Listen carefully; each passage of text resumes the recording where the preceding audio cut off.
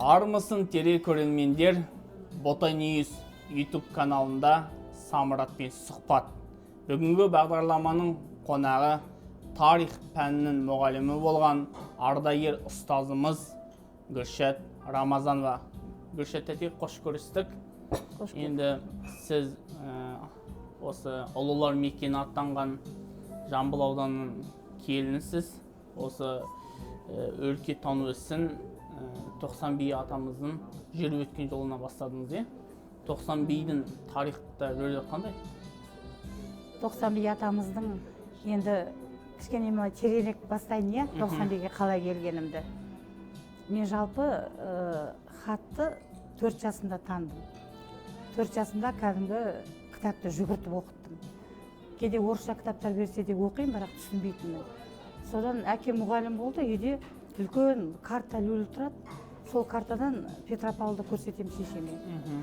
Себебі біздің ауылымызда Қаламқас деген мұғалім болды Петропавлдан. Сосын менің шешем айтады, ой, бұл Петропавл алыс, ол жаққа барма дейді, маған 4-5 жасар қызға. Мен соны артынан осы жаққа тұрмысқа шыққанда таң қалдым. Қалай сен сонда барма деп, кәдімгі Алла тағала аузыңа салып тұрған сияқты деп. Содан сөйтіп кітапты оқып жүргенде әкем 59 жылдан бастап мәдениет және тұрмыс журналын жинайтын. Үйде көп кәдімгі кітапхана сияқты кітаптар, сосын кейін газет қиындылары, журналдар тұрады. Сол мәдениет және тұрмыс газетінің журналисті Сафон Шаймерденов атамыз болды. Осының жазу өте жақсы ғой, өте тартымды, оқығым кеп оқимын. Сонда сол кісі бір күні Амангелді ауыл туралы жазыпты. Мәдениет және тұрмыста оны ол Ылия деп жазыпты, Талпын ауылы деп. Сосын мен анам айтам, аттары қызық екен, Ылиясын ес, Талпын дегеннен жарет, алға Талпын деген сөз деп. Соны оқып отырғанда мынандай сөйлемдер есімде қалды. Ылия ауылына келдік, енді Амангелді ауылы ғой. Ауылда құрылыс жүріп жатыр екен, ауыл адамдары бәрі бірігіп, Қарамұрт кілтші, жоқ, Қажымұрат атаға үй салып жатыр екен. Енді көшеден келе жатсам, Қарамұрт кілтші Әлмірза келе жатыр екен. Анау тіркес ұнайды маған, Қара кілтші Әлмірза қандай керемет деп. Солай мен бүкіл Амангелді ауылының кісілерімен танысқан сияқты болдым. Осы Амангелді ауылына ең бір институттан кейін мұғалім болып келгенде мен ауылдың кісілерінің бәрін таныдым. Бұған міне кейінгі жастарға да айтқым келеді, ол кітапты көп оқығаннан, және оны тек қана оқып қоймай, оны тоқып ішіме салғаннан. Енді сонда жолдасым Әсет Жасұланұлы маған ылғи айтатын, біз жай адамдар емеспіз, мен 80 батырдың ұрпағымын деп. 90 бидің ұрпағымын, 90 би 80 батырдың інісі болған деп. Сосын енді 90 би туралы оқыдық қой. Баяғыда сөз тапқанға қолқа жоқ, немесе жаңағы тағы да бір шешендік сөздер деген кітаптарды оқығанда, соның ішінде 90 би туралы мәліметтер болатын. Бұл әлі кішкентай кезінде оқып жүрген. Енді осында келгеннен кейін ақырын сұрастырсам, 80 батыр деген ол керемет атақты батыр екен. Әрине 80 батыр ол 80 батыр мен 90 биді араластырып айтып отырғаным, 80 батыр мен 90 би екеуі бір туған. Мысалға Қара бидің ұрпағы Жабай батыр десек, Жабай батырдан кейін Сәттіғара ақын жырлаған Жабай батыр ғой енді. Одан кейін Жабай батырдың баласы Мағжаннан 80 батыр туады да, одан кейін 90 би туады деген сөз бар. Енді 80 батыр сол 90 би атаның шешендік сөздеріне таң қалып, томашадай ғана, кішкентай ғана кісі болған ғой. Сол мынау Айтуар ауылында Кекбай би деген шешен кісі болған. Сол бірде жаңағы Кекбай би атамыз малы жұтқа ұшырап, жағдай қиын болып қиналып отырғанда, 90 би атамыз кез келген жерден жеңіп келе жатқанда ол кезде мал береді ғой енді. Сол малынан бәрінен Кекбай атаға қалдырып кеткен екен. Бұл туралы мен Сәбит Мұқанов кітапханасында болған конференцияда айтқан болатынмын. Жүдемеңіз, уайымдамаңыз біз тұрғанда деп. Сол кезде сол 90 би томашадай кіші бабам 90 бидің кереметтігіне, көңілінің ақтығына, адамдарға көмектесе алатындығына керемет таң қалғам.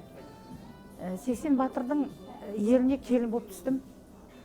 80 батырдың еліне келін болып түскенде көп кісілер ештеңе айта алмайды. Қорқатын сияқты ма, содан сол ауылдың шежіресін жасадым. Қазір мен енді Талпын ауыл туралы кітап шығаруға дайындалып жатырмын. Алла жазса 2 бөлімі бітті, енді 1 бөлімі қалды. анау коронавирус деген аурудан кейін қалып қойдым ғой. Сонда 80 батырдың обасына бардық. Ол кезде анау 80 батырдың басына тас орнатып, мынау Жантеміров аға болды ғой, Амандық аға. Сол кісі бастап келіп, облыстық мынау телестудиядан сонда бір 2 сомақ өлең шығарып, мен сол керемет қуанған болатынбыз.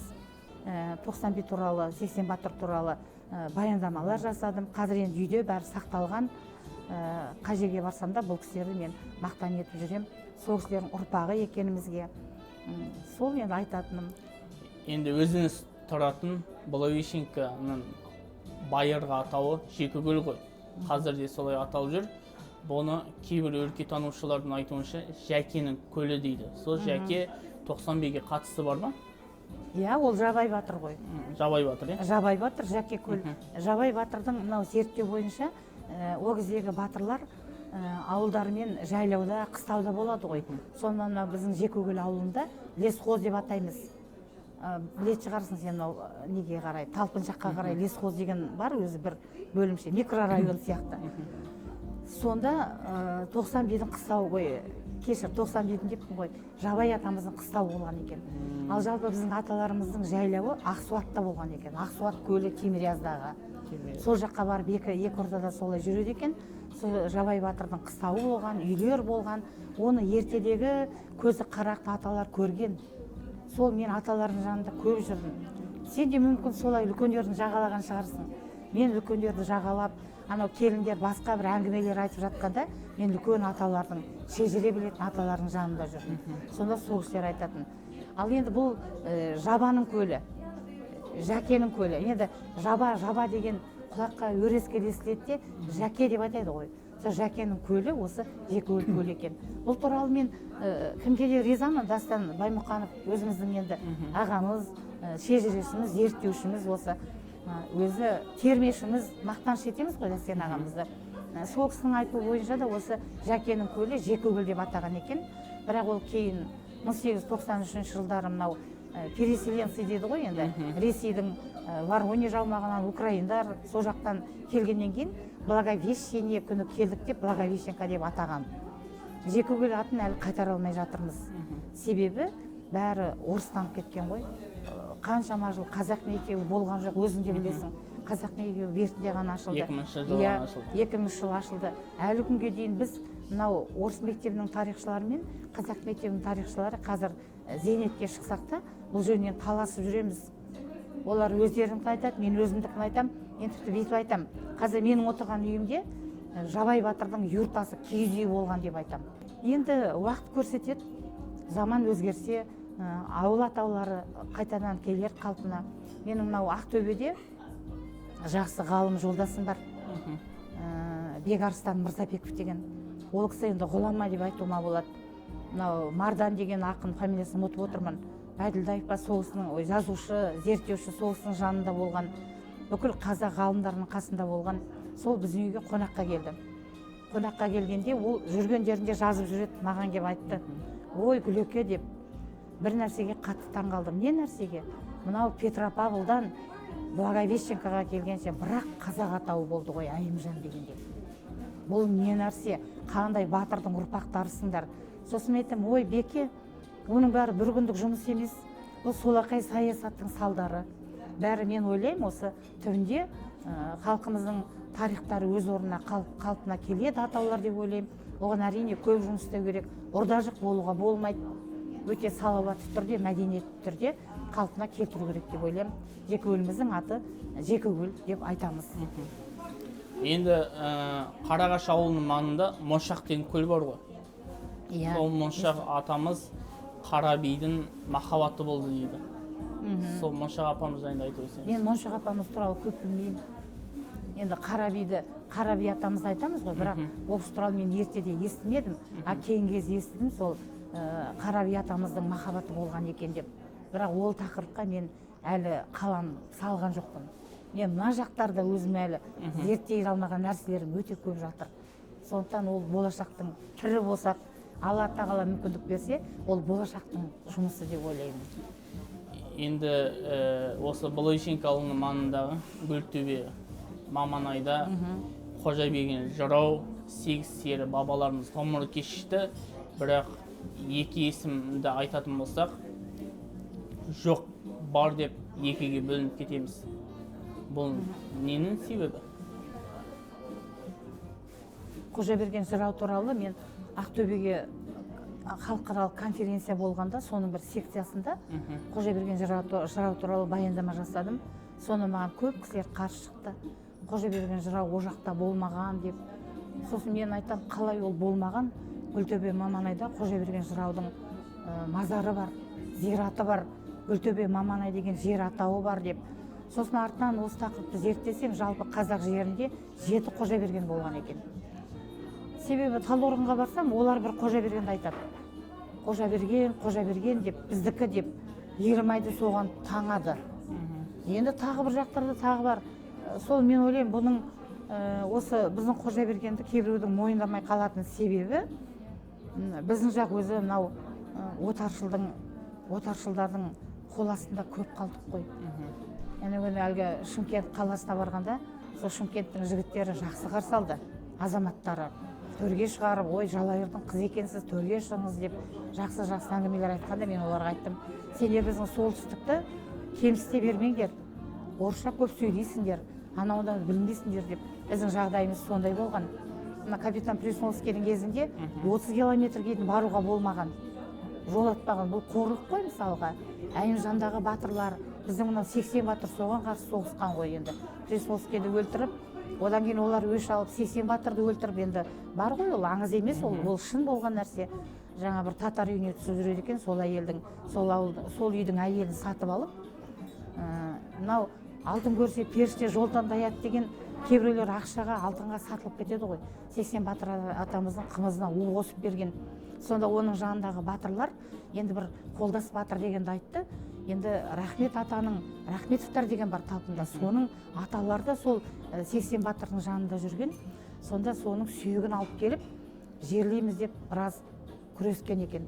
Соны әкеп, қазір Талпын ауылы алыс емес, 4-5 шақырым жерде, Амангелді ауылынан Жекөлге бар жатқан жерде бейіті бар. Енді ұрпақтары тас орнатып, о жерге обасын бәрін көрдік. Сондықтан мінекей осындай біздің жақтың атауларын көп шалмай қалатын себебі, мысалға ертеңге дейін мен өзім тарих пәнін беріп жүргенде ашынып жүрдім. Сен өзің де білесің, Қожаберген жырау жоқ болды ғой.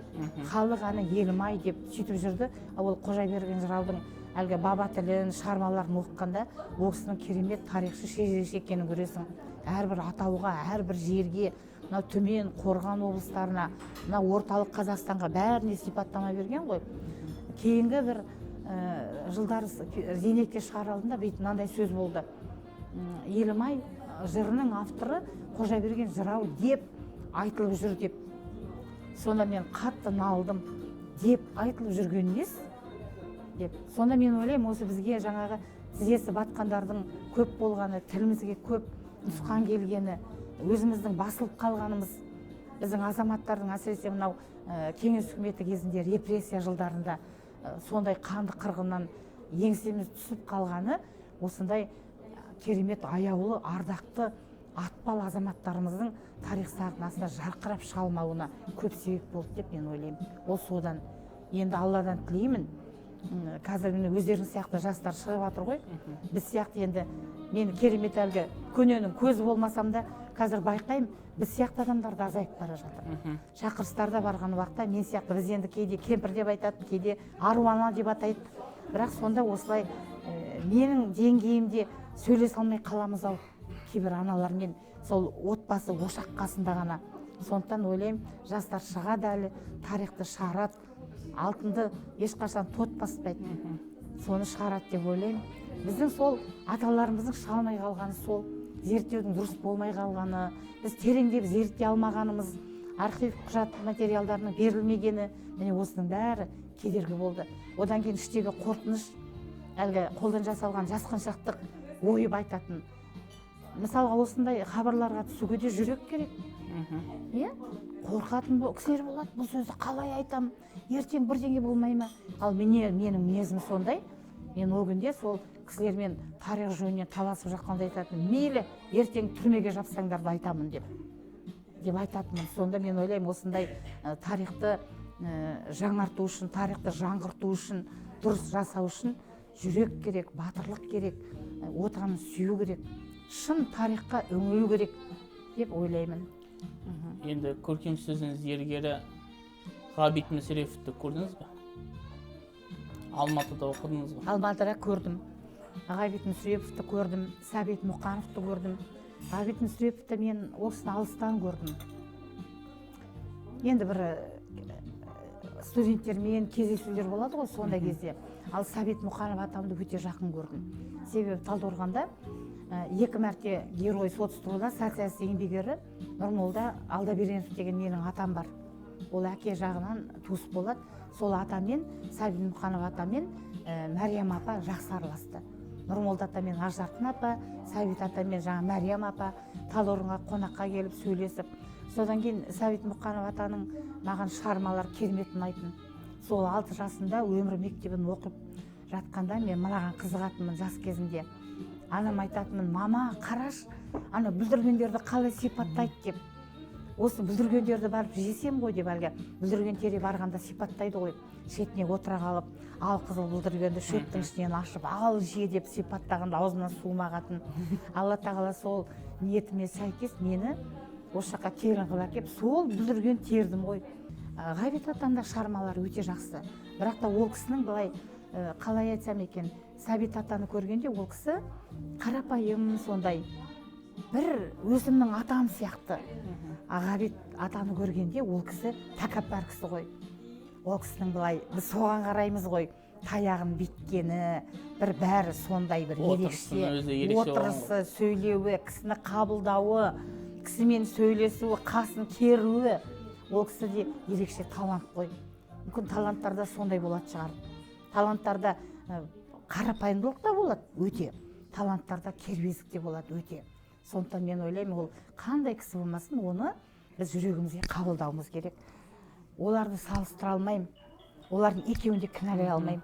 Қазір Сәбең туралы неше түрлі сөздер айтқанда мен ойлаймын, әр адамның басынан не өтпейді.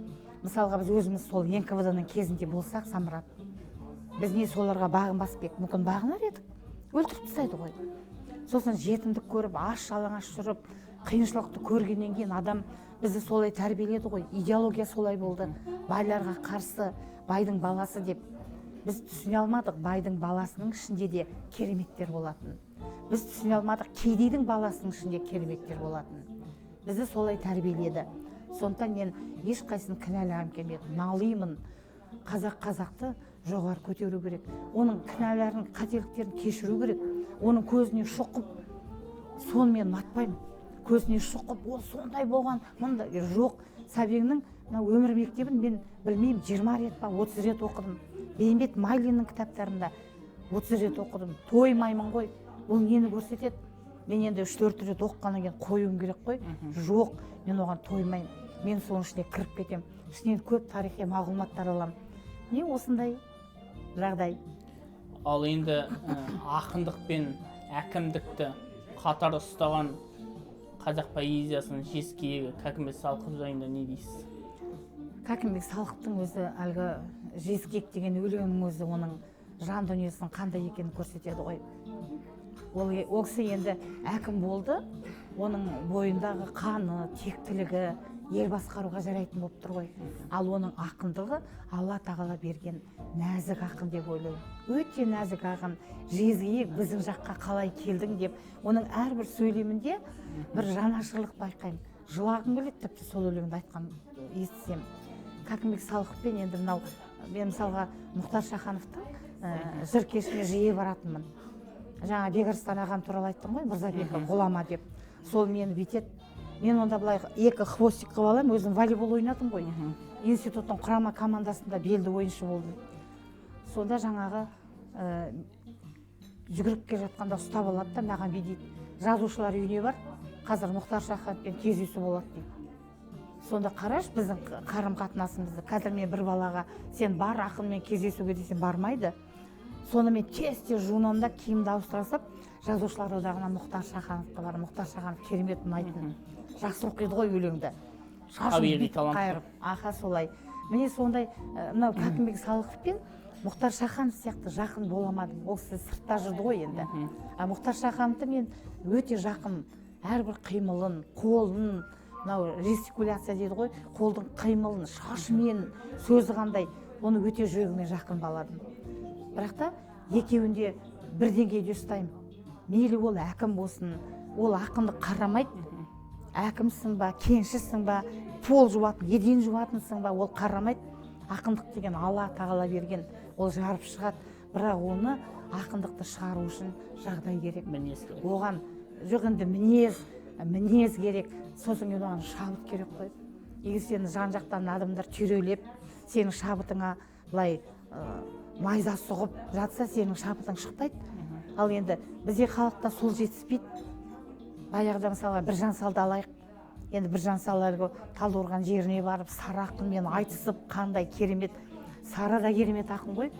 Мен риза боламын, Талдықорғанда жаңағы Сары ақынның ескерткіші бар, көрген шығарсың. Соны ылғи мақтанатынмын. Мен жолдасыма бетіп мақтанатынмын. Сен қарашы бізде деп, Жамбылдың бюстісі, бізде солай болды ғой осы жақта. Ананың бюстісі бәрі белінен. Ал сен Талдықорғанда қарашы деймін, Сары ақынды жарқатып қойған ғой. Сүйінбай ақын, Сары ақын бәрі. Сол Сары ақынды зеп барған Біржан Сал, осы жерде нені айтқым келіп отыр? Сол кездің адамдары сөздің киесін, сөздің иесін зеп барған. Ақындық өнерді өте жақсы көрген, сыйлаған, оны жоғары көтерген. Бізде қазір ақындық өнерді қатты көтермейді ғой. Өлең оқымайды. Сосын мен анау кітабым шықты, Гүлсезім деген. Соны көп кісілер кейбір сұрайды, кітабыңды берші, мен бермеймін дедім. Сіз оны оқымайсыз дедім. Мен неге сізге беремін, сіз оны оқымайсыз ғой. Ол Гүлсезім менің жан сезімім, менің кішкентай кезден, мен жалпы анау институттан кейінгі 5 қалың дәптерімді осы тетрадь отқа жаққан ғой. Ақындықпен қоштасып. Қазір оған келеміз. Иә. Сонда жаңағы неге кітапты бермеймін? Себебі мынандай бар ғой енді, Адам ата мен Хауаны поэзия тілінде сөйлескен ең бірінші дейді. Ең бірінші енді жұмақтан қуылып жердің бетіне кергенде. Ал одан кейін адамдар көбейгеннен кейін проза шыққан дейді. Сонда поэзиямен сөйлесу өте қиын. Поэзия неге қазақтың екін бір ақын дейді, ол олай емес. Ол ақын деген ол басқаша. Ол ұйқастырған шумақ шығарылушы мүмкін. Енді біз қазақ сөзге шешен адам ғой, халық бар ғой сондай. Бірақ ол ақын дегенді мен өте жоғары бағалаймын. Ол қиын нәрсе. Ол әрбір өлеңі кәдімгі толғатып, іштен шыққан бала сияқты. Әрбір өлең өзіңе қадірлі. Енді оны оқымай, сырттан сөз қылатындарға мен ренжимін. Мәнісін түсінбей, ол өлең қалай жазылды, неге жазылды, себебі не, ол жалпы неге ол жазды, неге өздері жазбайды. Сынаушылар отырсындай жазсын өздері кез келген жерде. Не осы жағынан мен ойлаймын, кішкене біз менталитетімізде баяғы Біржан Салдардың дәстүрін жоғалтып алдық па деп ойлаймын. Іздеп жүретін. Өткенде мен мынандай бір қызық болды. Мынау Үкілі Ыбырай енді атақты Гәккудің авторы ғой, енді осы мынау арғын сол жақтар жеріне ғой, қарауыл ғой. Содан күйеу балам қарауыл ғой менің. Екеуміз кейде былай қалжыңдап легісіп қалып отырамыз. Керей деп, ол қарауыл деп. Содан өткенде солардың бір той болғанда мен бір шумақ өлеңді әбден жаттадым. Соны тойда айттым. Үкілі Ыбырайдың айтқанын. Мен жасымнан жақсыны жағаладым. Сан жерде сан руды араладым. Қай жерге аттың басын тіресем де, керейден жомарт жанды таба алмадым деген екен. Сонда мен айтамын, сол қарауылдың ақыны Үкілі Ыбырай керейлерді қалай сыйлап тұр. Бұрынғы халқын қалай сыйлаған, руға бөлінген не үшін, айтамыз ғой, жеті атаны сақтау, қанды таза сақтау. Бірақ қалай бірін-бірі сыйлаған, қалай бірін-бірі көтерген, сол заманды көргім келеді. Аяққа таптап, итеріп тастап емес, осы алтындай ұстағанын қалаймын. Бірақ әттең, енді өкінішке орай. Енді Талдықорған қаласына барғанда бір риза болып қайтқаным, екі көше Біржан, Сара деп қатарына аталғанына қуанып қайттым. Енді осы социалистік еңбек ері атанған Есім Шәкен, Төлебай Мұстафинді көрген шығарсыз. Сол аталарымыз жайында айтсаңыз. Иә, Есім Шәкенұлы, сосын кейін Төлебай Мұстафин атаға енді. Төлебай Мұстафин атаға біз былай деп қарадық қой, жүгеріші, кукурузавод дейді ғой, жүгеріші, еңбекқор, механизатор, социалистік еңбек деп біз ол кісіге солай қарадық. Енді не екенін білмеймін. Бәрі халықты айтады, ой, герой деп сөйтіп айтатын. Енді ол кісімен табақтас та болдық, дәмдес те болдық. Жолдасы апамен де жақсы қарым-қатынаста болдық. Біз Талып мектебінде істегенде, ол кезде жаңағы мектептерде әрбір сыныпты бір ауыл қып, сол наурыз айында Ыбырай ауылы, 80 Батыр ауылы деп бөліп қоямыз да, қонаққа шақыратын. Сол кезде Төлебай атаның еңбекқорлығына, сондай ол кісі өзін қалай ұстасам екен, байсалдылығына, салмақтылығына, сондай түрі де өңді кісі ғой, сонысына қарап қатты қызығатынмын. Енді Төлебай ата қайтыс болғаннан кейін біз көршіміздің үйінде сол кісінің жолдасымен, атын ұмытып отырмын қазір, Биғайша апа, сол кісімен кездесіп, бетінен сүйіп жатырмын, ой, апа қалың қалай, денсаулық қалай деп бүгіліңкіреп қалған екен. Сонда ол бүйтіп айтты маған, ой қарағым, бәрі жақсы ғой, бірақ кеткім келеді деп. Қай жаққа деп ем, анау жаққа, атаң жаққа деп. Неге деп ем, мен ешкім тыңдамайды. Жас ұзақ жасады ғой ол кісі. Мен ешкім тыңдамайды, менің сөзімді ешкім тыңдағысы келмейді, менімен әңгімелескісі келмейді. Әйтеуір көңілім үшін өтірік, апа қарның ашты ма, шай ішесің ба деп қана кетеді, кеткім келеді деді. Сол кезде мен ойладым, анандай Төлебай аға сияқты атаның жанында жүрген осындай керемет адам әрине іздейді сыңарын. Олар кәдімгі көлде жүзген қосақ сияқты ғой. Бір жылдан кейін қайтыс болды апа. Жаназасына бәріне барып, бата қылып, дұғасында бірге болдым. Мен сондай керемет әсер алдым. Екі адамның жақындығын. Енді Есім ағай бізде өмірінің соңғы жылдары мынау Жекөлде Благовещенка округында әкім болды ғой. Ол кісімен бізде сол бір жиналыста таныстық. Содан кейін біз көп сөйлестік ол кісімен. Есім ағай жалпы өзінің кабинетінде маған өзінің өмірінен көп мәлімет берген адам. Неге олай еткенін білмеймін, ол кісі мені дос санады. Мен соны қазір оның келін баласына айтам, сен Әсеттің досысың деймін, мен Есім ағайдың досымын деймін. Бүкіл сырын айтты маған. Мен соны ойлаймын, мүмкін өмірдегі өкінішім екен. Жеке өмірінде ол кісі жұмыс жөнінен енді социалистік еңбек болып, анау Шалақын ауданы бұрын сергейіп, соны көтеріп, Жекөгілге келіп қандай өзінің тәртібін орнатса да, жеке өмірінде өкініштер болған екен. Әлде содан арылғысы келді ме екен? Кейде өлең шығып кете жаздайды, сол өкініштерін айтып маған, содан арылып таза кеткісі келді ме екен деп сондай ойлаймын. Сол Есім ағай өте тәртіпті, өте ұқыпты, өте талапшыл адам. Сондай.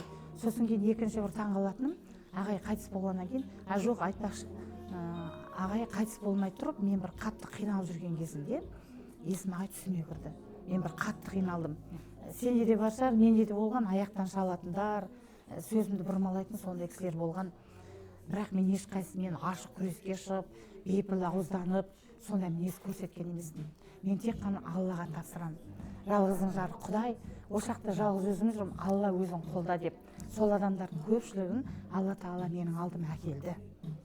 Мен оның бәрін мүмкін бір кездерде жазармын, әйтпесе ойлаймын өзімен кететін сырым болсын деп. Қайтем оны қопарып, бір қазақты жалғызым деп сыйлап жүруіміз керек қой. Енді қазақ осы Қызылжар қаласының аяулы ақыны Тоқтар Зікірин атамызды да көрдіңіз. Өзіңіз де облыс ақындарының бірісіз. Осы Тоқтар ағамыз жайында айтсаңыз. Тоқтар ағам жайында енді ол кісімен былай жалпы танысқанда былай таныстым мен. Осы Балуан ауылынікі ғой. Менің жолдасым Балуанда оқыған. Тоқтар Зікіриннің қарындасы Әлиямен оқыған. Енді ол да жақындық қылады екен адамды. Сонымен жылы қабақпен танысып, Балуан ауылында мен де болғам ағай деп. Содан екінші жақын танысқанымыз мынау Жаңажол ауылында бір Ғайып Мүсіевтің тойында ма біз не болдық? Мүшайрада жюри қалайша еді? Қазылық атқардық. Дәстен Баймұқанов бар, сосын Тоқтар Зікірин аға бар, сосын мен бар. Сосын енді сондай кісілер болады деп болсын, мен өз сән қой адам емеспін, бірақ енді өзімше әдемі киініп сөйтіп бардым. сол кезде Тоқтар аға мені Жанар деп қалды, менің қызым. Жанар көп шығып жүрді ғой сахнаға. Сосын маған келіп айтып жатыр, ой Жанар қалың қалай деп, да сен шие қатып күлді. Бұл Жанар емес, Жанардың мамасы деп. Сосын Тоқтарға кішкене ұялып қалды. Сосын Дауқарадан болды. Кім еді? Кәрібай Мұсыр, Қасым Нұрғалиев. Қасым Нұрғалиев ағамыз болды. Біз сонда жаңа мүшәйрада бірге болдық. Сол кезде жақын таныстық. Сосын артынан бір үшінші рет кездескенде Тоқтар аға мынау ол кісі жазуға өте керемет көңіл бөледі екен. Ол кісі мынау өлеңді жазып болады да, біз кейде мүмкін сол өлеңді сол қалпында бере салуымыз мүмкін ғой. Ол кісі өзі оны корректировка жасап, сөздерін, әрбір сөзін бәрін қатты тексеретін кісі. Суытып алады. Ау? Суытып алады ғой. Суытып алады. Сосын ол кісі маған да ақыл айтты. Сен ана былай ақындығың келіп тұрған кезде былай қатты жазылған өлеңдеріңді біраздан кейін тексер, қайтадан шумақтарың дұрыс па екен, ойың дұрыс па екен деп. Сондай. Сосын осымен тағы бір жолы бір мынандай неге таласып қалдық. Менің бір өлеңімде жүрегімнің түбінде деген сөз бар. Осы маған айтады, жүректің түбі бола ма деп. Сосын мен айтамын, неге болмайды жүректің түбі? Енді менікі өзімде дұрыс болды. Тоқтар ағам айтты, жүректің төрі болады ғой аға дедім. Жүректің төрінде немене ана төр көрпелер төселіп жатпайды ғой. Жүректің төрінде ең қимас адамдарың болады, сыйлас адамдарың болады. Жүректің түбінде аман жату мүмкін, ешқашан кетпейтін деп, сол жөнінен екеуміз кішкене ақындық таласа жасап қалдық. Тоқтар аға өте сырбаз кісі еді, жаны әдемі, өте сыпайы. Мына мысалға менің Зейнола қайнағам, Зейнола ағам, ол екеуміз сөйлескенде біз екеуміз де еріп кетеміз ғой. Тоқтар ағамен олай сөйлесе алмайсың. Ол кісі ақырын, сыпайы. Сосын енді мен де солай сөйлесуге тырысам, үлгі алып. Тоқтар ағадан да көп үлгі алдым. Жатқан жері жайлы болсын. Өте ризамын Тоқтар аға. Енді Қызылжардың маңдайына сыймаған талантымыз сіздің қайынағаңыз Зейнола Әкімжановтың мінезі көпке сыйғызбады ғой. Зейнола Әкімжанов ағамын жалпы ерке адам. Ол еркелікті әркім былай түсінеді. Ерке адамдар бір бай жанұяда өсу керек сияқты, молшылықта. Ол олай емес. Оны табиғаттың өзі ерке қылған. Зейнола ағамыз отырған жерінде ойбай көсіліп тұрып отырады ғой. Ол оны ұнатып жатыр ма, оны ұнатпай жатыр ма, ол ақын ғой. Ол ақын болып отырады, нағыз ақын болып отырады Зейнола ағам. Оны ол ойдан жасамайды. Ал мен аяғымды битіп отырайын. Ал ол олай емес. Оның жаратылысы сол Зейнола ағаның. Сосын кейін мынау ішкі қуаты өте мол. Өлеңдерін енді құлыным сен де кітап қылып шығардың ғой, мен білемін енді еңбегіңді сенің көп рахмет саған. Зейнола ағамен кездескенде біз көбінесе неде кездесіп жүрдік. Ол кісі күресті жақсы көретін. Мен де ауылдан күреске келетінмін. Облыстық, республикалық еркін күрестен, қазақша күрестен жарыстар болғанда екеуміз қатар отырамыз. Аға менің қасымда отырады. Сонан біздің жақсы көрген неміз күрескеріміз жеңгенде ол кісі бетіне түседі менің. Сосын күледі. Мыналар бір кісілер аңдып отырады. Мына әйел емес, қарындас емес, кім деп. Сонда ол кісі күледі. Мыналар екеумізді түсінбей отыр деп. Екеуміздің екі талант екенімізді қайдан білсін деп. Зейнолаға солай сөйлесетін. Содан бір күні көшеде келе жатқанда ренжіп келе жатыр екен. Қатты ренжіп келе жатыр екен бір нәрсеге. Содан мен де солай бір нәрсеге ренжіп жүргем. Біздің әлгі көңіліміз титтей нәрседен қалады ғой. Бір түкке тұрмайтын қасықты мысалға битіп қойса, міне осылай битіп қойса, мен ренжимін. Неге сартылдатып қойды деп. Битіп қойса мен, қалай жақсы қойды деп, не сол ренжитін нәрсе мысалға. Қолынан түсіп кеткен шығар, бірақ сондай ренжішпен екеуміз сөйлескенде ана жерде қызым Жанар тұрды. Сонда екеуміз бірдей сөйлеп тұрмыз ғой. Сен сондайды болды ма сенде? Зейнола ағам сөйлеп тұр, мен сөйлеп тұрмын. Екеуміз бірдей сөйлеп, Наполеон сияқты болды, Наполеон Бонапарт сияқты. Екеуміз бірдей сөйлеп тұрмыз, және екеуміз бірдей түсініп тұрмыз, тыңдап тұрмыз. Ана кісі айтып жатыр, мен айтып жатырмын. Айтып болдық, содан екеуміз құшақтасып екі жаққа кеттік. Сонда Жанар айтты, мама, Зейнола ағаның айтқанынан түсінді ба? Түсіндім дедім. Басында ол кісінің ана өлеңдері жоғалған ғой. Оны білесің бе? Бір чемодан қып па, бір сумка қып, сеніп біреулерге. Өлеңді шығарамыз деп бергенде сол өлеңдер сол сумка жоғалған. Одан кейін мұнда Түркбек көрген. Иә, бұл енді қатты айтып салады, ойып салады, ойын жасырмайды. Бізге бір кезде жағымпаздар өкілдері керек болды ғой. Жаман болса да жақсы, киім жараспай тұрса да жақсы, сондай болды ғой бізде. Зейноллаға ондай емес.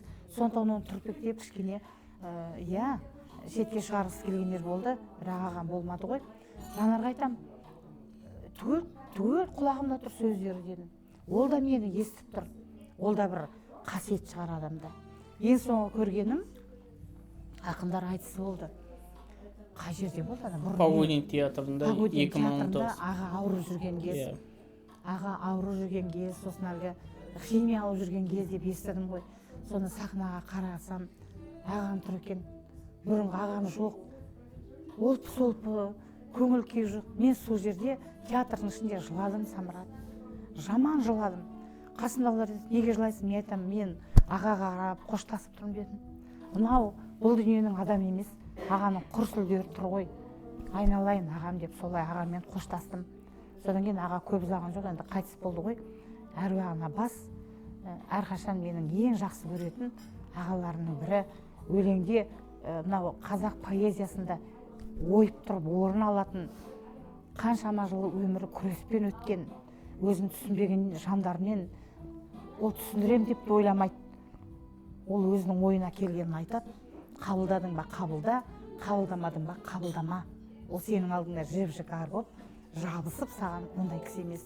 Маған осының өр мінезін айт, өр тұлғалы сондай керемет ақын деп ойлаймын. Енді өлкетанушы ақын Дәстенбай Мұқанов ағамыздың әңгімесін тыңдағысы келмейтіндер көбейіп бара жатыр. Бұл қоғамның дерті ме? Ол қоғам өз адамдардың тұрады ғой. Бұл жалпы қазіргі қоршаған орта адамдардың дерті. Себебі қазір мысалға кейбір үлкен баяғыда, енді мен тағы да тереңге кетіп қояйын. Талдықорғанда мен әкемнің жалғыз қызы болдым ғой. Ер баласы болған жоқ. Осы ер мінезді қып, өр көңіл қып, айтқаннан қайтпайтын қып тәрбиелеген әкем менің. Ер баламда жұмысын істеді. 5-ші класста қой сойғызған.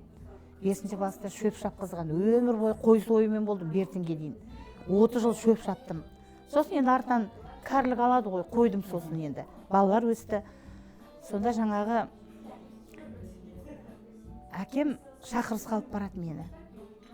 Ол кездерде 60-шы жылдар, 70-ші жылдарда біздің жақта мен бір мас кісі көрмеппін. Арақ ішу жоқ. Домбыра болады. Барлығы домбыра қолдан қолға өтеді.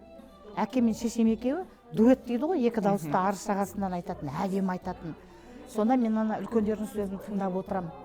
Қыстаулары қайда болды, Нұрмолда Алдабергеновтың қыстауы қайда, желді қара, біз жақта жаңағы Құндақбай деген бандит болған қазақтарды мына Кеңес одағына бағындырмай Қытайға алып кеткен.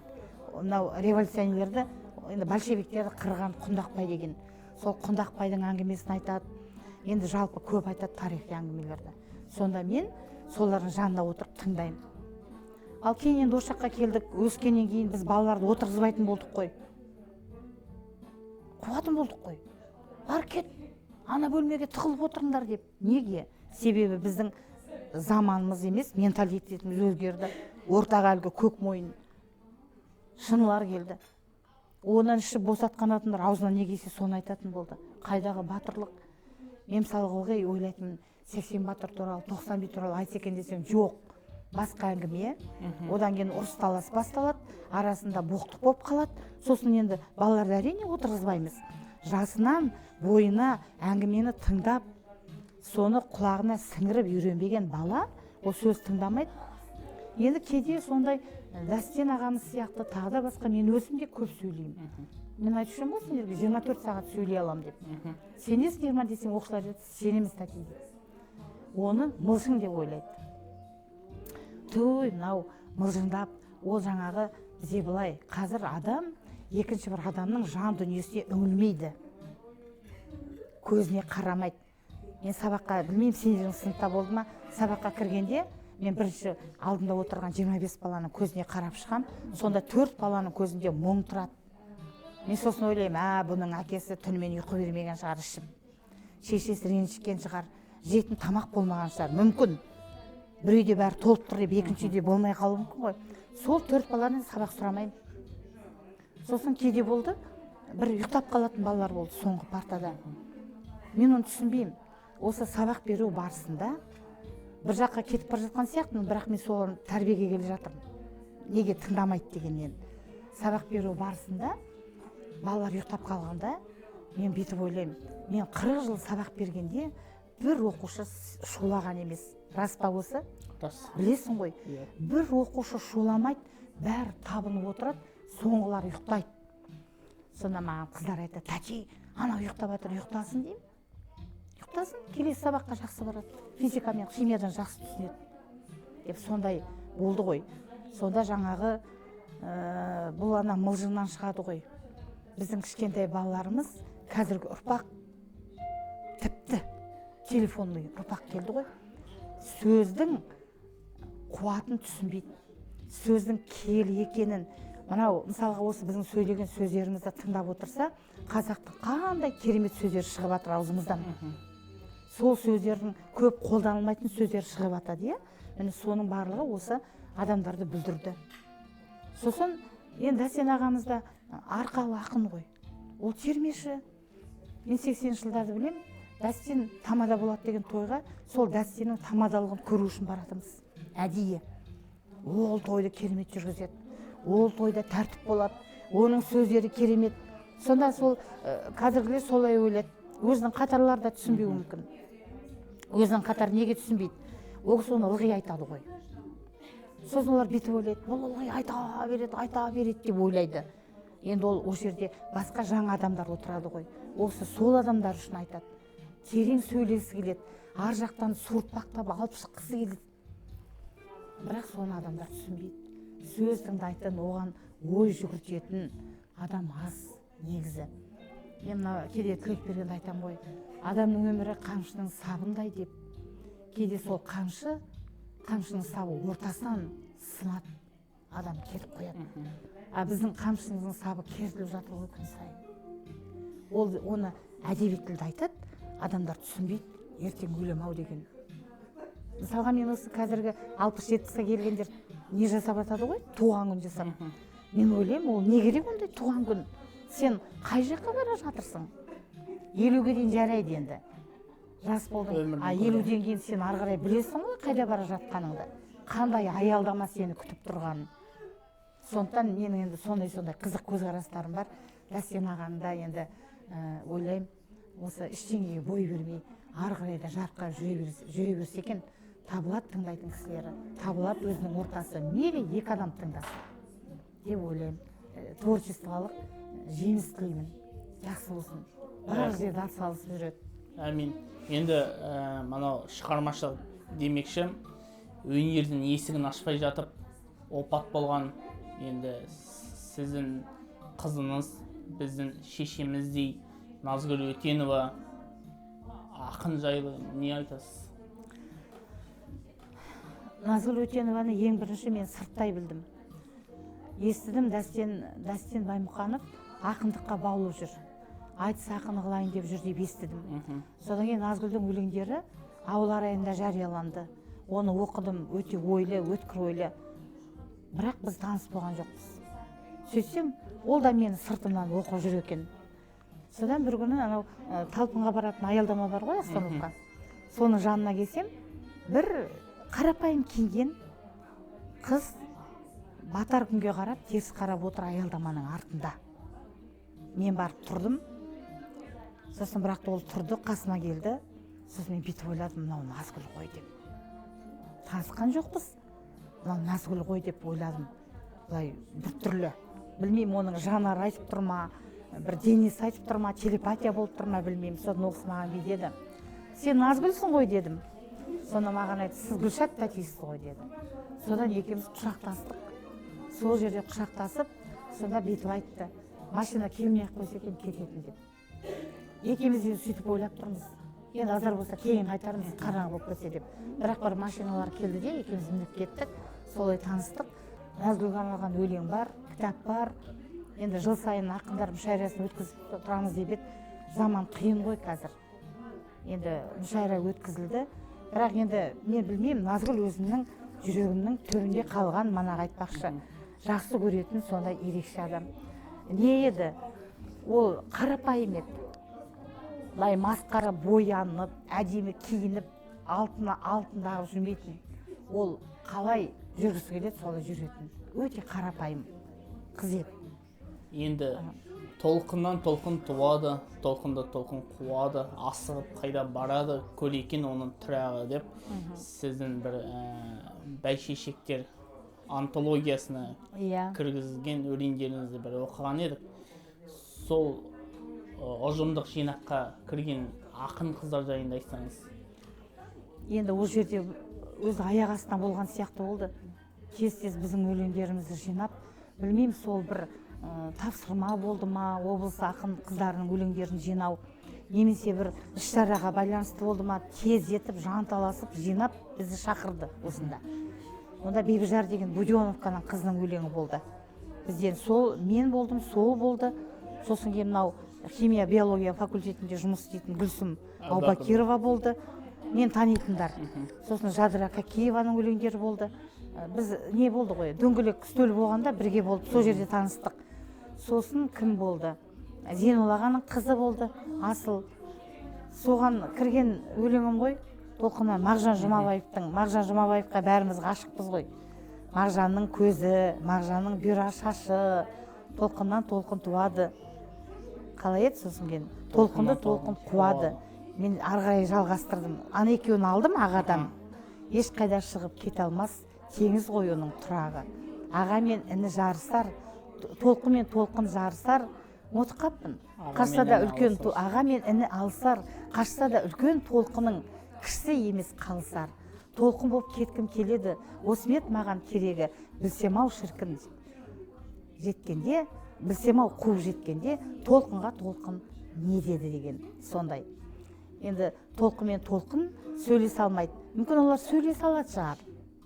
Мүмкін олардың тілін біз түсінбейтін шығармыз. Не осындай. Сосын тағы бір не айтайын енді. Бүгін қызық болды. Бүгін мен Қайрат пен Қызылжардың футболына бардым. Футболдың фанатымын. Алматыда студент кезде бірде-бір футболдың жарысынан қалмағанмын. Әсет ағаң ылғи апарады. Бүкіл футболшыларын білем. Бүгін мынау айтып бергенде таң қалды Қайраттың жаттықтырушылары. Мен айтып отырмын ғой, Сейілді Байшақовты білем, Құралбек Ордабаевты білем, Антон Шоқты білем, Евгений Пионовскийді білем, Құрбан Бердыевті көрдім, Газаевты көрдім деп түгел айтып атсам, таң қалып атыр, вот қандай фанаткасыз керемет деп. Содан бір екі жігіт болды. Үлкен жігіт ағалары, ненің Қайраттың фанаттары екен. Содан сөйлесіп, әлгілермен жақсы отырғанда бір уақытта мына жағымда отырған бір кісі айтты. Ана же поэтесса, қайдан білетінін білмеймін, орыс. Стихи пишет деп мен айтты. Ваша мать тоже поэтесса деп сөйтсек, Манап Ысқақованың балалары екен. Манап Ысқақова деген апамыз сол бәйшешектерде өлеңдері кіріп, сонда сөйлескенбіз, танысқанбыз. Ол кісі мұғалім. Солтүстік Қазақстан газетіне ылғи ол кісінің өлеңдері шығып тұратын, балаларға арналған. Анау екі Қайраттың фанаттары, Қайраттың соны жақтайтын адамдар екеуі де сол кісінің ұлдары екен. Жаңа есіміз шығып қалдық. Анасы, мен айтам, аналарың бірауына түсіп жатқан шығар. Керемет ақын ғой Манап апай деп. Қайтыс болғанына 10 шақты жыл болыпты. Міне қалай адамды жалғастырады. Бәйшешектерде кездескен Манап Ысқақова апайдың бүгін футбол матчінде ұлдарымен кездестірдім. Еш нәрсе жайдан жай болмайды деген осы екен. Енді сол бәйшешектерге кірген Асыл Әкімжанова тайынша білім саласында қолынан келгенше қызмет етіп жүр. Жанар Рамазанова Есіл ауданында білім саласында жұмыс істеп жүр. Жадыра Кокеева Солтүстік Қазақстан газетінің белгілі журналисті десек қателеспейміз. Осы бәйшешектердің солып қалуына не түрткі болды? Әлде ақындық ұзаққа бармады ма? Иә, ақындық ғұмыры бір тоқтап қалған сияқты, үзіліп қалған сияқты болып тұр, иә. Енді мен жалпы қалай деп айтайын.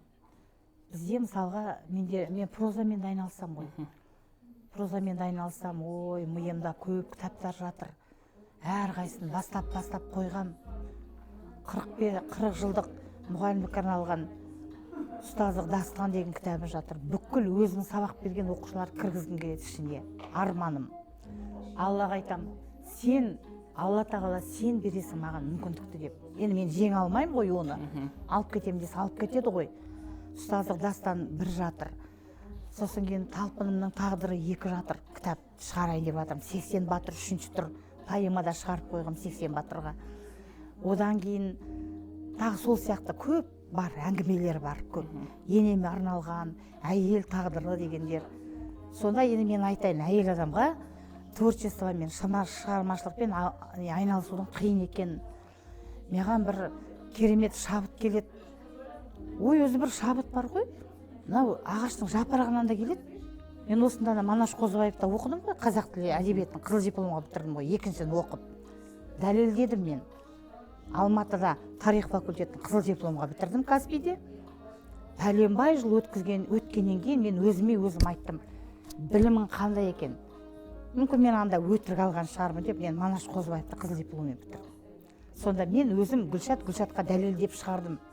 Білімім соғалтын екен деп енді. Түпсіз терең білім болмайды. Біздің біліміміз көлдің үстіндегі бір кішкене тамшылар ғана ғой. Әрқайсымыздың. Сол тамшыға мәз болып жүреміз. Мен ақынмын, мен жазушымын, мен кереметпін деп. Оның ар жағы қайда терең. 20 метр, 30 метр, 100 метр тереңдікке біз бара алмаймыз. Адамның ғұмыры, уақыт жетпейді. Енді жаңағыдай сол былай университеттің жанынан кетіп бара жатырмын таңертең сабаққа. Бір уақытта бір жапырақ, сары жапырақ бүйтіп түсіп келе жатыр. Үзіліп сағағынан бүйтіп түсіп келе жатыр. Кісілердің бәрі неге кетіп бара жатыр? Оқуға. А мен ақынмын ғой. Мен кешігіп баруыма да болады. Былай қарасаң. Өзімді өзім ақтап тұрмын. Содан мен бүйтіп тұрып ем, жапырақ кеп қолыма қонды. Бұл енді қар жауып жатқан кез, қараша айы, мен сонда бүйтіп айттым да, қыста да ақ көбелек болады екен деп. Иә, анау жапырақ кеп қонды, ақ көбелек, мен сол өлеңім Гүлсезім кітабыма шықты. Қыста да ақ көбелек болады екен. Ол көбелек емес, ол жапырақ. Кісілер ойлауы мүмкін, иә? Мынау әйел немене тұр, қолын жайып мына жерге. Жапырақ түсіп жатыр, ол күбірлеп тұрмын. Қыста да ақ көбелек болады екен. Жайлап қана алақанға қонады екен деп, бүйтіп актриса болып тұрмын ғой. Кешігіп келдім сабаққа. Назым деген мұғалім болды. Сосын айттым мен, қолыма ақ көбелек қонып, мен кешігіп келдім, шабыттанып тұрмын деп, сол күні мен Мағжанға арналған өлең шығардым сабақтың үстінде. Мен соны кешке дейін дұрыс болмай жүрдім. Білесің ғой, қалай дұрыс болмауды. Кісілердің сөзін түсінбеймін. Ана жерде отырғым келмейді. Өзім жетіп жүрдім. Ол кісі мені керемет түсінді. Сізге сабақтан шығып кете беруге де болады деді. Жоқ, мен кетпеймін. Мен осы жерде отырамын деп сондай. Енді сондай бір елестетейік. Мен күйеуім бар, әйелмін. Немерелерім бар, әжемін. Енді сөйтіп айтайын. Мен даладан шабыттанып, жаңа толқынға шабыттанып, жапыраққа шабыттанып үйге кірдім де, үлкен үйге, залға кіріп, отырағат мен жазайын деп жатырмын. Бізде қалам қағаз дайын тұру керек. Таба алмай қаламызда ұшып кетеді ғой өлеңдер. Енді әлгін жазайын деп жатсаң, бірақ ағаң кіреді ғой үйге. Битіп кіреді ғой. Гүлеке, тамақ дайын ба? Деп кіргенде, жоқ. Ту деп, әйел адамға творчествоның түкке керек жоқ екен. Егер мен еркек болсам, әйелім битіп аяғының ұшынан жүрер еді. Деп, әйел адамға ең бірінші қиындық сол. Оның ақындықтары, мынау біздің ішіміздегі әрбір қасиет бір сандық самырат. Мысалға, оны универсальность деп атайды. Орысша айтса, универсальность, жан-жақтылық деп. Әрбір сандық. Бір сандықта сенің шаруашылық ісің жатады. Бір сандықта ақындығың жатады. Бір сандықта шежірешілігің. Бір сандық тағы бірдеңе солай. Көп, 1000 сандық бар миымызда.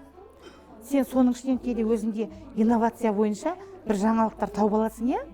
Сен жаңа соңғы нелер аштың ғой, Талдықорғанға неге бардың мысалға, Маңғыстауға неге бардың мысалға, ол саған бірдеңелер ашылды ғой, сен сандығының есігі ашылды кішкене. Олардың кейбір сандықтары қыздарымның жабылып қалды. Ол жанарда да бар. Бірақ та оның сандығын айтам, әй құлдым-ай, сандығың жабылып қалды ау деп. Айтам, ол бір прозамен айналыса бастап еді. Бір кісілер айтыпты, неге бізді кейіпкер қылып алады деп айтыпты. Жазбайым деді. Көрдің бе қалай? Мен айтам, жазушылар неге біреудің атын өтірік алады? Гүлшатты Нұргүл деп алады, Самратты Санжар деп алады. Ол содан біздің адамдар кейіпкер болудан да қорқады, мотивация беруден қорқады. Бізде адамдар қолдамайды шығармашылықты. Енді қараш, мен адамдардың, мысалға мана әкемді айттым ғой, мәдениет және тұрмыста 59 жылдан бастап жинады деп. Әсет ағай бәрін оқып шықты. Бүкіл газет журналдар түгел оқып шықты.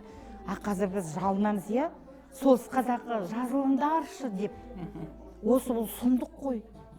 Баяғыда біздің даладағы қой бағып жүретін қойшыларымыз етіктің қонышына жұлдызды орап салып оқып жүретін. Менің мынау неде Есперлі ауылында ағайдың кластасы болды, Қортан деген. Не болды? Қойшы болды. Үйге қонаққа келді. Соны екеуміз кірдік те кеттік әдебиетке. Оқымаған кітабы жоқ. Керемет толқыдым мен. Оқымаған кітабы жоқ, ол маған бүйтіп айтты. Ой, қандайсың сен деп маған айтты. Әсет ағай отыр. Сенің атыңды тамаша қоям деді. Сен Гүлшат емес, сен тамаша адамсың деді. Адамды көңілдендіретін, адамға қуат беретін деп. Ол қайтыс болып кетті. Сонда қойшы адамның көрдің бе қандай? Сол қыздардың таланттарының түгел аяғына дейін шалмай қалған себебі олардың әйел затты болуы. Балалары бар, жолдастары бар, келінді кетінді кісілері бар. Жанар мысалға ата-енемен отырды қаншама жыл. Сонда енді кінәлауды қиын. Біз ана қыз бала жат жұртқа жаралған, жанұяны асырау үшін деп, енді өзімде солай келдім ғой, 3000 шақырым жерден бір жігітті бақытты қылам деп. Сондықтан ол солай. Енді сол жігіттіңіз үздік асық атушы, республикада есім аталып жүр. Сол Әсет Рамазан жайында айтып өтсеңіз. Иә, жалпы Әсет екеуміздің осы институтта танысқан себебіміз ең бірінші оқуға түскеннен кейін менің туған күнім болды, 17 қыркүйекте. Сонда бәріміз темекіде жүрдік, Кескенсу деген жерде. Соны кешке қарай бәріміз әдемі киініп, енді өзімізше ұялып жүрміз. Күнімен жаман киініп жүрген, әдемі киініп шыққанда студенттер бәрі ұялды. Сосын бірақ Әсет мені биге шақырды. Енді билеп жүріп, сосын маған айтты, қай жерденсіз деп, мен Талдықорғаннанмын дедім. Ол айтты, мен Сарыөзекте служить еткем деп. Сарыөзекте военныйда, неде, ракетный войскада болғам деп. Бітті, сол пәле болды маған. Ол маған уже жақын болып қалды. Сарыөзек дегеннен кейін, Сарыөзек менің ауылымның жаны ғой. Содан екеуміз бірге теннис ойнайтын болдық, екеуміз бірге волейбол ойнайтын болдық.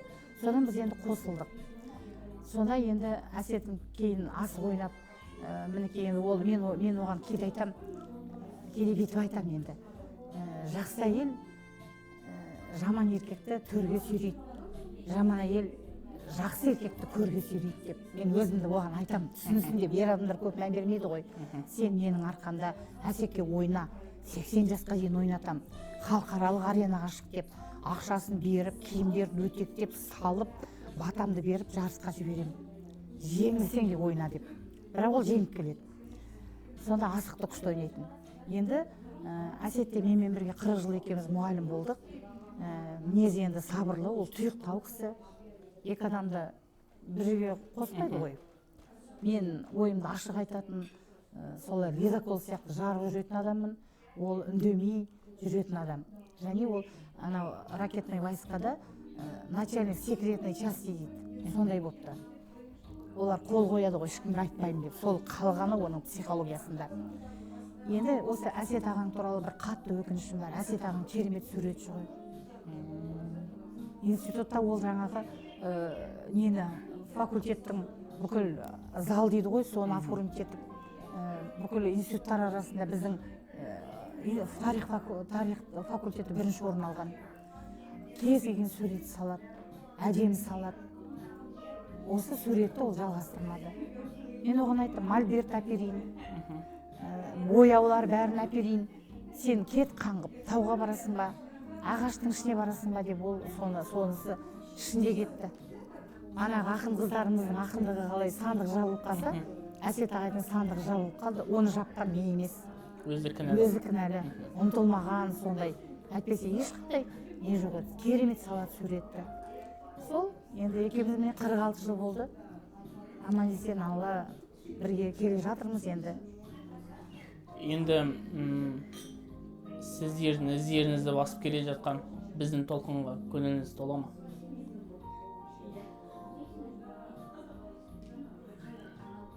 Біздің сенердің толқынға көңілім толмайды деп толық айта алмаймын тағы да. Көңілім толмайды десем, біздің жастарымыз бүкіл әлем бойынша жарқырап шығып, енді жақсы әсер беретін жастар көп. Өлеңдерін оқып, спорт жағынан болсын, ән айту жағынан болсын. А бірақ былай жалпы қарасам, кейде көңілім толмай қалады. Мысалға, мынандай нәрсеге, мен титтей нәрсеге, мысалға таксиға мінем, таксист суын ішіп болады да, лақтырып жібереді. Бітіп қалам сол жерде. Неге жерге тастайды лақтырып деп. Енді сол жерде оған ұрысып айтайын десем, 4 кісі отырады, 3 кісі отырады.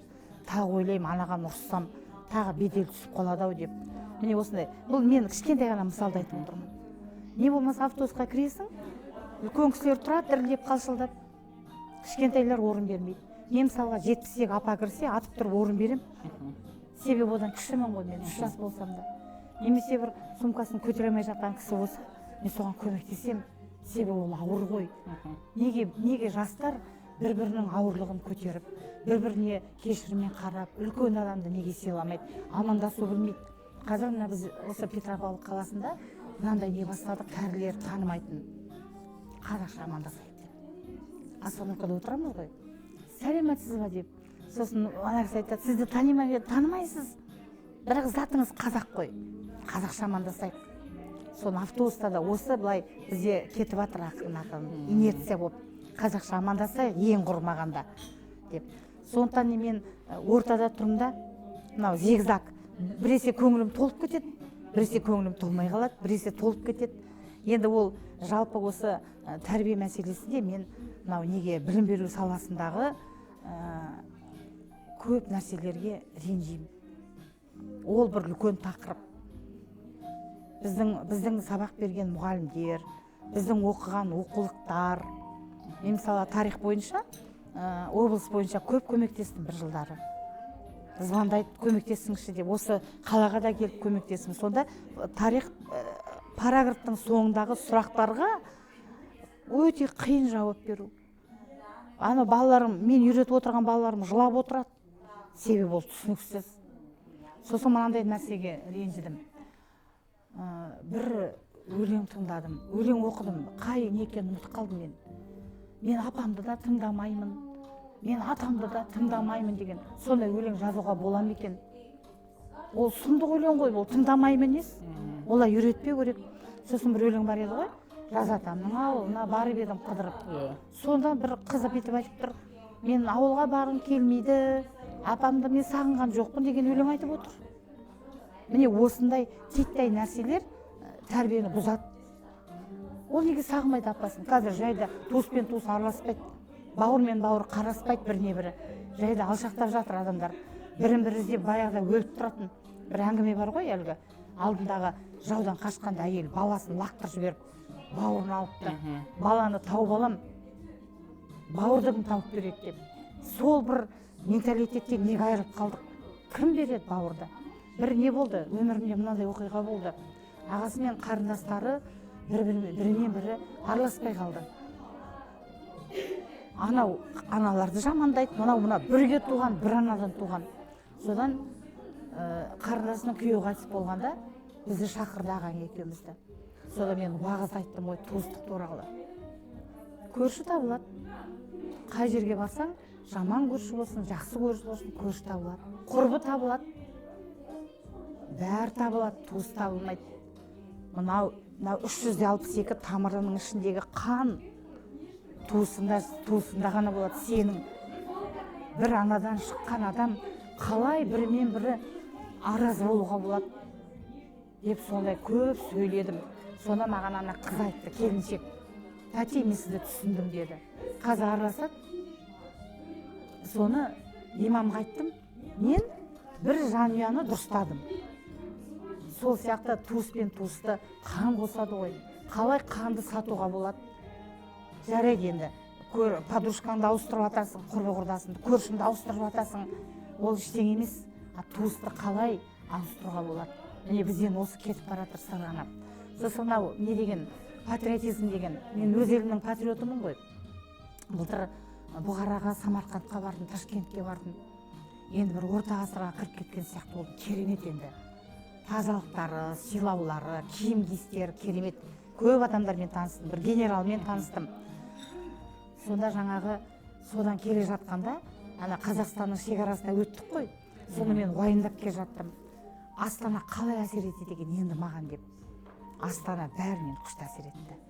Соны мен Қарлығашқа айттым. Қарлығаш, біздің Астанамызды қараш, ешкімнен кем емес, мақтанып көрсетуге болады. Мен қандай осындай отанда осындай елде туғаныма қуанамын деп. Сосын ауданға, ауылға кетіп бара жатқанда жолдағы қарағайлы ормандар, ақ балтырлы қайыңдар, жарқыраған айна көлдер, түгін тартсаң майы шығатын қара топырақты жер. Осыны біз қалай бағаламаймыз? Біз керемет курортта жүрміз ғой. Біз бағаламаймыз ғой. Біз бағаламаймыз, біз қарамаймыз оларға. Жай бүйтіп қарай саласың. Ағаш па ағаш, анау деген сияқты. Мен осыған жүрегім ауырады. Біз бәрін бағалауымыз керек. Қасиетті қара топырағымызды, ата-бабамыздың, аналарымыздың қаны тамған жерді. Сосын мынандай оқиға болды. Бір шақырысқа барсақ, бас бар ғой, қойдың басын, ақсақалдың алдына әкеп берді. Бас ана жақтан бірақ шықты, ешкім жей алмайды екен оны. Ол сұмдық қой. Трагедия. Трагедия. Содан мен былай бүйтіп, ана кісіге бүйтіп қарағанда ағай сразу біледі де, былай төмен қарайды бүйтіп, мен ұрысатын кезде. Енді ұялады ол. Жасы кішкене үлкен кісі. Мен айттым, мынау сұмдық емес па дедім. Бастың неменесі қиын. Екі құлағын кесіп аласыз, ұртын турайсыз, бәріне таратасыз. Bir көзін алып беріңіз, бір көзін қалдырыңыз үйге. Сұмдық емес па мынау? Қайтарыңыз деп басты мүсіттірдің өзіне қайтадан. Ренжісеңіз де, ренжімесеңіз де, ол сізде жоқ қайтыс болып кеткенді. Былай өзім кешірім сұраймын кейде. Бірақ мен дұрыс айттым деп ойлаймын. Сондықтан осындай әрбір кішкентай нәрселерде біз осылай халықты тәрбиелеуіміз керек. Ол болмайды олай. Сен тимесең, мен тиме, Бадыраң көз, мен емес Самарат айтсын. Самарат емес Айдархан айтсын. Мен тыныш отырайын. Мен айтпай әдемі, адам одан әдемі болмайды. Адам қашан шын жүрегімен елді жақсы көріп, мен бүкіл адамды жақсы көрем. Соны маған құрбыларым айтады, мүмкін емес дейді. Сен ренжіттім еді, ол ренжісе, ол пендешілігі оның. Ол пендешілік жасады. Бірақ ол адам ғой, қараш деп, түрін қараш қандай керемет, сұлу. А оның қателігі бар.